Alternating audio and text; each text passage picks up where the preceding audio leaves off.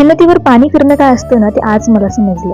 नमस्कार, मी गौरी आणि हा ब्लॉग रविवारचा आहे। एकादशी होती त्यामुळे सकाळी लवकर रांगोळी काढून घेतली, त्यानंतर फुलं तोडून आणली आणि पूजा मांडली। त्यानंतर आज एकादशीमुळे सगळ्यांनाच उपवास होता घरात, त्यामुळे खिचडी पापड्या असा बेत होता। त्यानंतर आज तुळशीचा विवाह देखील आम्हाला करायचा होता, त्यामुळे पटकन मी तुळस धुवायला घेतली आणि तुळस धुता धुता कुंडी खालून ही पाहुणी मला भेटली।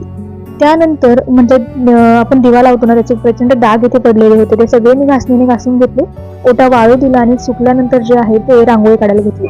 रांगोळी काढताना ही मांजर माझी नुसते मध्ये मध्ये करत होती, मी सगळी रांगोळी पुसून टाकत होती। मग तिला साईडला सोडून आले आणि त्यानंतर पुन्हा रांगोळी काढायला सुरुवात केली।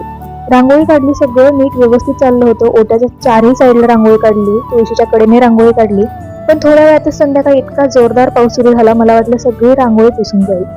पण रांगोळी पुसली म्हणा, पण जास्त नाही पुसली, थोडीशी राहिली होती। त्यानंतर नेमकं जेव्हा पूजेला सुरुवात केली तेव्हाच खूप पाऊस आला आणि वारं सुरू झालं, पण तरीही सुंदर असा तुळशीचा विवाह आम्ही लावला।